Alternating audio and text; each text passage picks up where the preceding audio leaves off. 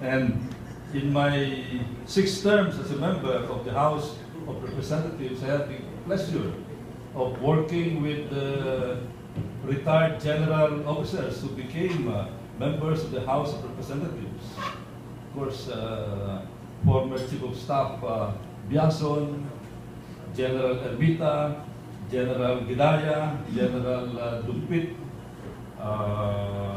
Batawil, General Batawil of the Philippine National Police, my classmate General Akop, Congressman of Antipolo, Paul Batawil, Congressman of Pangasinan, and many more. Now, General Adan, your chairman, asked me to give a talk on the West Philippine Sea, and of course, this is something that's really very close to my heart, and I'd like to direct your attention to my PowerPoint presentation. But first, let me clarify, because some people get confused about the terminologies. It is the South China Sea. The whole body of water is the South China Sea. It is within the Pacific Ocean. The West Philippine Sea is that body of water within the South China Sea that we are claiming, that will extend within our exclusive economic zone and all the way to the Kalayaan Island Group, part of which is outside our exclusive economic zone. So that is the qualification. Kasi medyo nalilito yung mga tao, sabi nila, why are you still using the South China Sea? Well, I am, because that's still the technically correct term, because the problem is not only within the West Philippine Sea, but the entire South China Sea, because you can see the red line there, that is the 9-dash line that China is claiming as their property. Practically 95% of the entire South China Sea. And they made a declaration when China was still under Chiang Kai-shek in 1947, and the government of Mao Zedong adopted that claim in 1949 when they took over. So yung blue line, nakikita nyo, you can see the exclusive economic zones of the coastal states of the South China Sea, namely China, you have Brunei, Malaysia, Indonesia, Malaysia, and Vietnam. At first, only the Philippines, Vietnam were very noisy about the 9-dash line. Malaysia is very quiet, although that line is also encroaching into the EEZ.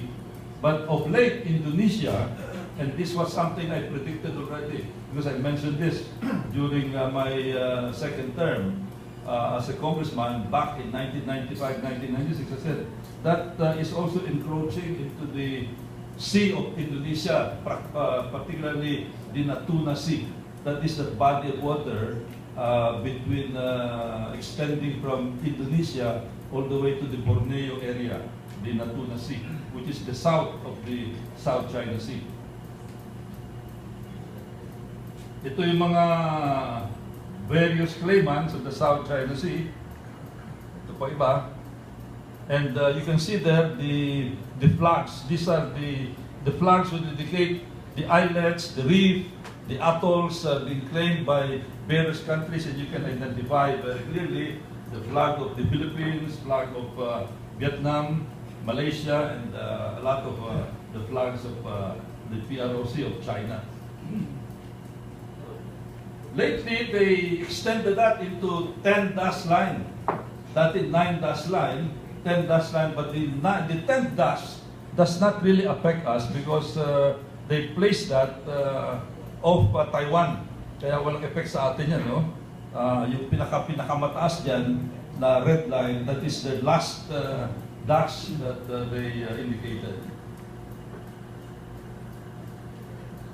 My history in this frat list goes back in 1971, less than a year after I graduated from Annapolis, when I became part of the secret mission that landed supplies, troops, equipment, weapons in the various islands that we claimed in the Spratlys area. Ang tawag natin dyan noon, Freedom Land.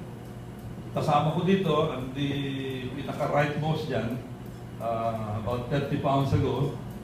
Kasama ko si Lieutenant Galang of Navy Air, yung nasa gitna, and the intelligence officer of that mission, Lieutenant Tukay, class 65. Si Galang, class 67, my upperclassman, first class nung plebo ako sa PMA. So I go back there. Now, with respect to old maps, because China keep on talking about old maps, I'd like to say that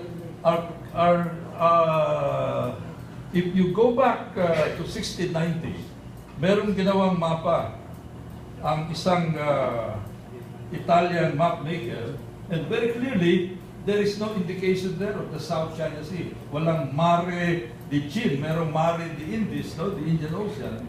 So if you look back at 1690, there is no